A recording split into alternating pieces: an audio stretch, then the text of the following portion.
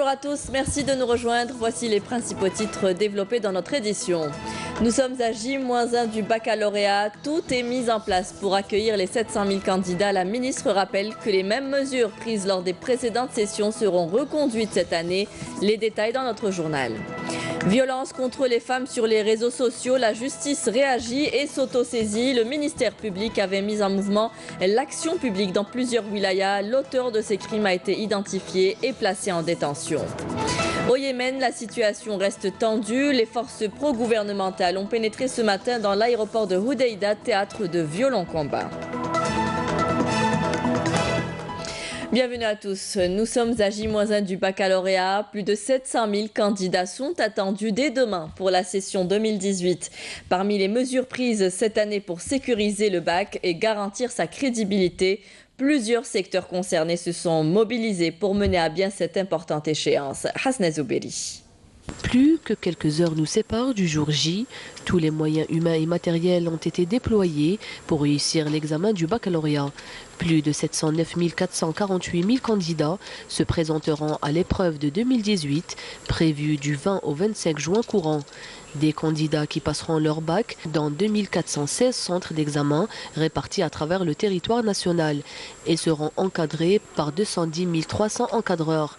Et pour éviter les tentatives de fraude, le ministère de l'Éducation nationale a pris la décision de couper Internet au début de chaque épreuve pour une durée d'1 heure. Aussi, tous les objets connectés comme les smartphones et tablettes seront interdits dans les centres d'examen. Une mesure qui concernera aussi bien les candidats au baccalauréat que les enseignants, les surveillants et le personnel administratif.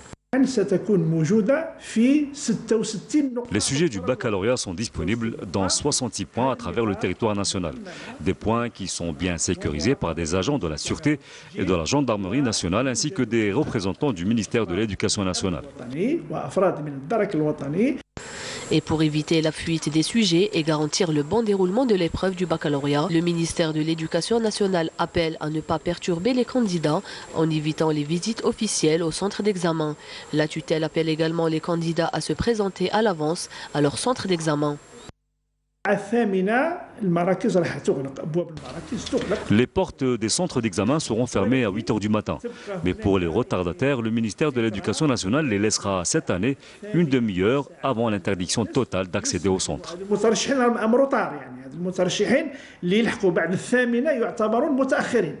Par ailleurs, le ministère de l'Éducation nationale rassure les candidats que les sujets ne sortiront pas du programme scolaire. La tutelle appelle néanmoins les candidats à éviter les réseaux sociaux durant la période de déroulement du baccalauréat. Les mêmes mesures prises lors des précédentes sessions seront reconduites cette année, c'est ce qu'a affirmé la ministre de l'Éducation nationale. Concernant les absences et retards, le ministère a appelé tous les candidats à rejoindre les salles d'examen une demi-heure au moins avant le début des épreuves. Nkhla Lorbi.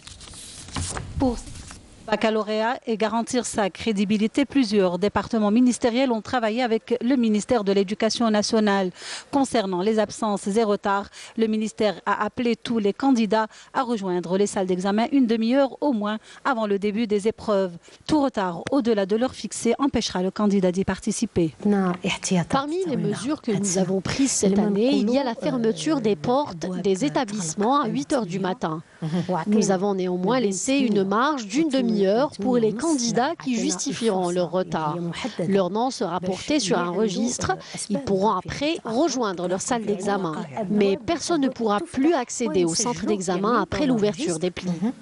Pour permettre aux candidats, notamment ceux des régions à forte chaleur, d'examiner dans les meilleures conditions possibles, des dispositions ont été prises à cet effet. Nous avons relevé que dans certaines régions, quand la température est élevée et que la consommation énergétique explose, les climatiseurs arrêtent de fonctionner. Pour parer à ce genre de situation, nous avons convenu d'un commun accord avec le ministère de l'Énergie de procéder au niveau de la wilaya ou de la zone concernée à un délestage au profit des centres d'examen. Par ailleurs, pas moins de 2000 policiers de différents grades et spécialités ont été mobilisés pour assurer tout au long des 5 jours d'épreuve la sécurisation des 167 centres d'examen, 5 centres de correction et des 2 centres de collecte de copies. Le commandement général de la gendarmerie nationale a également mis sur pied un plan sécuritaire spécial en coordination avec le ministère de l'Éducation nationale en vue d'assurer le bon déroulement de ces épreuves. Et à moins de 24 heures du début des épreuves du bac, tout est pris au sérieux pour l'application stricte des mesures prises pour le bon déroulement de l'examen. Wahiba Houam, MLC les dire. Au niveau des centres d'examen, l'heure est aux dernières retouches pour permettre aux 700 000 candidats au baccalauréat de passer dans les meilleures conditions cet examen décisif dans leur cursus scolaire. Tous les moyens matériels et humains sont disponibles, le staff administratif et éducatif aussi, dont les surveillants, le secrétariat ainsi que les services de la sécurité, mais aussi les services de la santé publique et la protection civile. Et c'est dans une ambiance studieuse que les listes des chefs de centre, des surveillants ainsi que celles des candidats ont été élaborées afin d'éviter tout incident.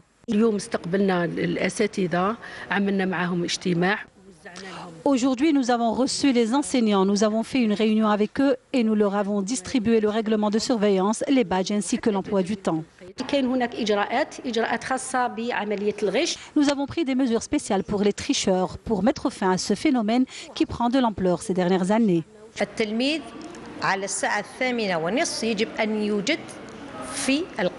L'élève doit être présent au plus tard à 8h30 dans la salle d'examen et aucun retard ne sera accepté car à 8h30 nous procéderons à l'ouverture des plis. Tous les moyens nécessaires ont été donc mis en place pour assurer le bon déroulement des épreuves qui auront lieu du 20 au 25 juin prochain. Le ministre des Affaires étrangères, Abdelkader Msahel, prend part aujourd'hui à la 16e édition du Forum d'Oslo qui a pour objectif de contribuer à la promotion de la médiation et de la diplomatie préventive pour la résolution des conflits. Le forum traitera notamment des situations au Mali et en Libye. Et en marge de sa participation, Abdelkader Msahel s'est entretenu ce matin avec son homologue norvégienne. L'entretien a porté sur les relations bilatérales et les voies et moyens de leur renforcement.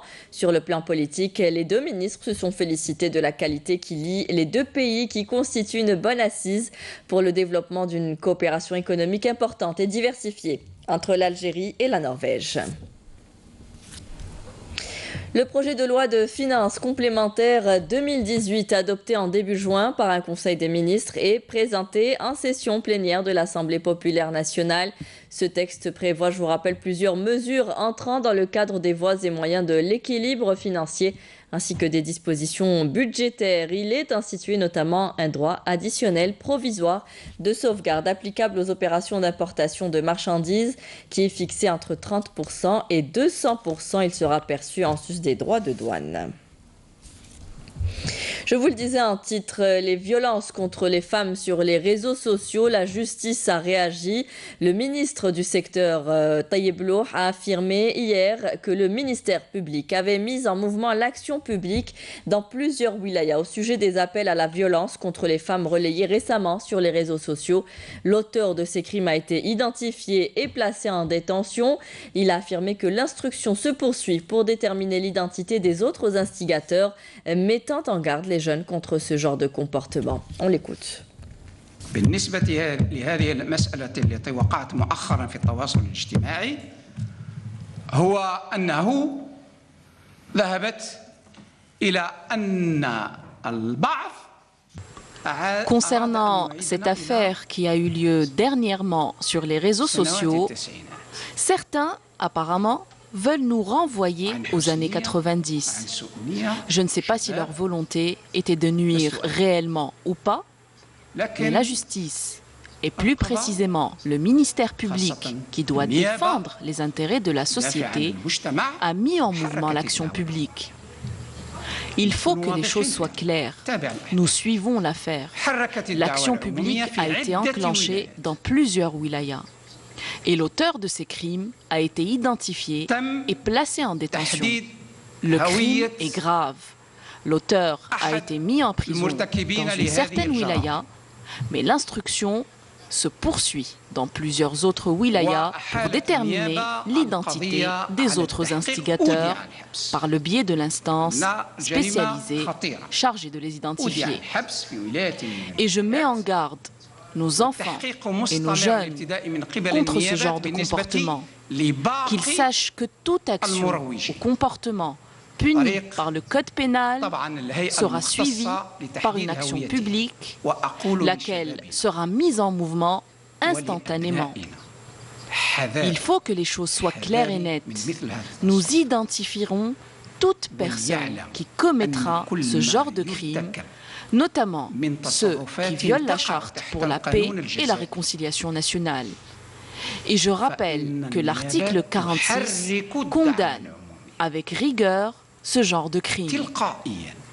Les Algériennes et les Algériens ne sont pas prêts, personne n'est prêt d'ailleurs, à revivre dans les années 90.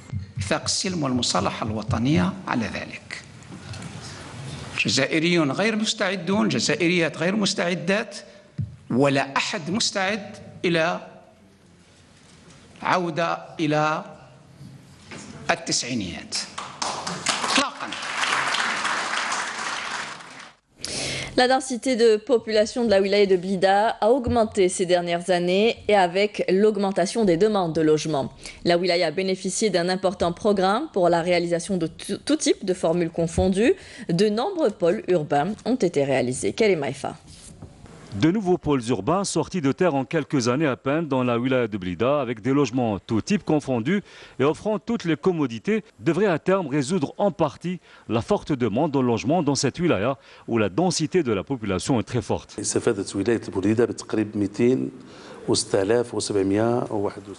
La wilaya de Blida a bénéficié de près de 206 771 logements, tout types confondus, que ce soit des logements sociaux, des logements promotionnels aidés, l'ADL ou le LPP, ainsi que le logement rural. Et nous suivons scrupuleusement les orientations du ministre de l'Habitat, à savoir la présence dans chaque pôle urbain des établissements scolaires ainsi que toutes les infrastructures de base. Parmi ces nouveaux pôles urbains, celui de Safsaf en construction près de Meftah. Une véritable ville sortie de terre en à peine 2 ans avec ses 10 000 logements, dont 5 500 logements sociaux. On s'engage et par étapes à distribuer plus de 2 000 logements d'ici la fin de l'année en cours. Concernant les équipements publics qui doivent accompagner ces logements, nous avons au programme des écoles, des CEM et des lycées ainsi que des installations dédiées à la sécurité des biens et des personnes et qui doivent impérativement être présentes dans la cité. Autre pôle urbain tout aussi important pour la wilaya, la nouvelle ville de Bouinan avec ses 38 000 logements flambant neufs offrant toutes les commodités. Un autre exemple du gigantisme des projets de logement lancés depuis peu dans la Mitidja. Les magasins qui se trouvent au niveau des rez-de-chaussée sont consacrés à Sonelgaz, Algérie Post et certaines banques, afin de rapprocher l'administration du contribuable. Après la distribution de ces unités, Blida se classera au 2e rang au niveau national, après la capitale, en termes de projets de logement lancés ces dernières années. Dans le cadre de la lutte antiterroriste, un détachement de l'armée nationale populaire a détruit hier une bombe de confection artisanale à Khenchla. Et dans le cadre de la lutte contre la contrebande et la criminalité organisée, un détachement de l'ANP a intercepté à Tamanrasset 2 contrebandiers. Par ailleurs, 11 immigrants clandestins de différentes nationalités ont été arrêtés à Tlemcen et à Ouargla. La race célèbre la journée nationale des disparus. L'occasion pour le président sahraoui de rappeler l'importance de commémorer pour ne pas oublier et affirmer davantage la volonté du peuple sahraoui à lutter pour son autodétermination. Naïma Chkchek. Mohamed Sidi Ibrahim Brassiri, l'un des disparus sahraouis dont on ignore jusqu'à présent le sort. Pour commémorer tous les résistants du Sahara occidental, le président sahraoui Ibrahim Ghali a rappelé que son peuple reste engagé et fidèle aux martyrs.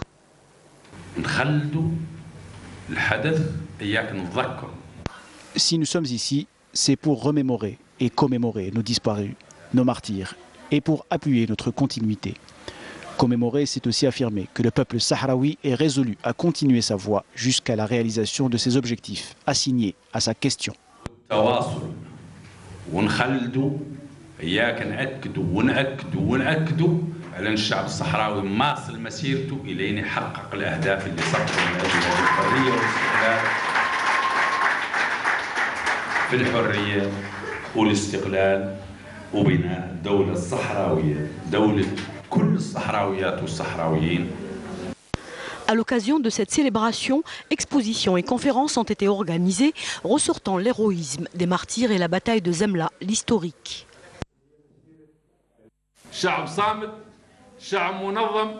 Un peuple résistant, un peuple organisé, civilisé, combattant, uni au sein du front, un peuple dont la lettre est claire.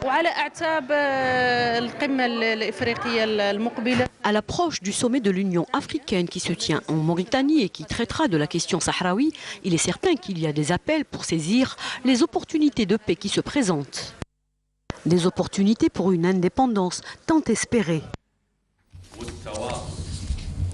Les forces gouvernementales yéménites soutenues par une coalition emmenée par Riyad et Abu Dhabi ont pénétré aujourd'hui dans l'aéroport de Hodeïda, théâtre de violents combats contre les éléments du mouvement Ansar Din, dit les Houthis. Naïma Haouch. Hodeïda, un enjeu stratégique que forces pro-gouvernementales et Houthis se déchirent. Ce matin, les forces fidèles au président Abdrabou Mansour ont pénétré au milieu d'intenses combats dans l'aéroport de Hodeïda, au 7e jour d'une offensive sanglante. La reprise de l'aéroport de cette ville portuaire stratégique pour l'acheminement de l'aide humanitaire est un coup dur pour les rebelles qui contrôlent Hodeïda depuis 2014. L'opération destinée à prendre d'assaut la plateforme aéroportuaire qui s'accompagne d'intenses raids aériens a commencé après l'arrivée de grands renforts de troupes gouvernementales appuyées par la coalition militaire menée par l'Arabie saoudite.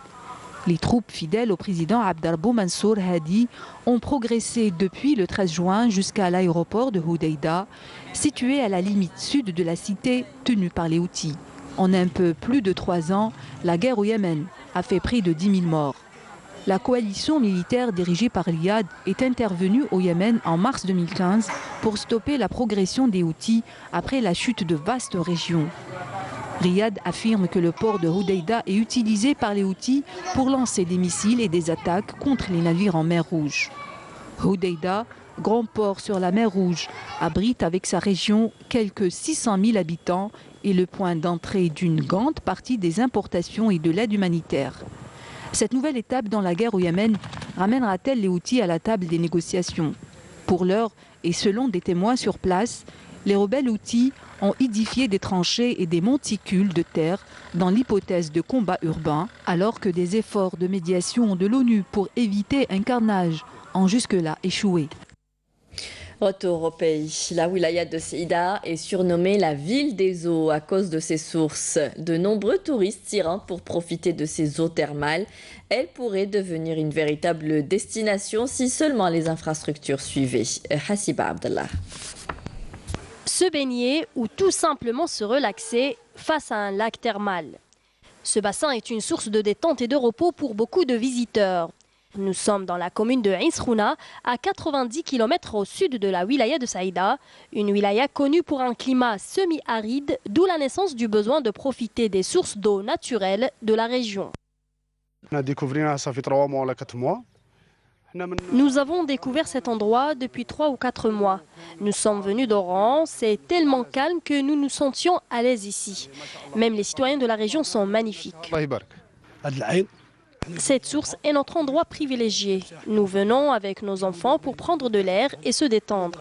Nous aimerions que les autorités locales améliorent cet espace. Une réelle source de bonheur, mais qui reste pourtant mal équipée malgré le flux des visiteurs. Les infrastructures qui y existent ne sont ouvertes qu'en été et en partie au printemps. Nous possédons un café et un restaurant que nous avons loués. Dans le futur, et selon les déclarations du président de l'APC, nous allons élargir cette source d'eau ainsi que nos investissements. Les portes sont ouvertes à tout le monde. Les espaces de détente comme celui-ci manquent beaucoup à Saïda. Y investir pourrait contribuer à la création d'une certaine dynamique dans la région. Et on terminera ce journal avec du football. Le mondial 2018, clôture de la première journée avec les matchs de la poule H, Pologne-Sénégal. Le match se jouera à 13h heure algérienne, Colombie-Japon à 16h et déroulement de la rencontre Russie-Égypte à 19h pour le compte de la deuxième journée du groupe A. C'était la dernière information de ce journal. Merci à vous tous de nous avoir suivis. Vous pouvez revoir nos programmes sur Facebook et YouTube. Les adresses s'affichent en bas de votre écran. Tout de suite, vous retrouverez Amel Laribi pour les prévisions météo. Rendez-vous ce soir avec Nadia Medessi pour le journal de 19h. Très bonne journée à tous. Au revoir.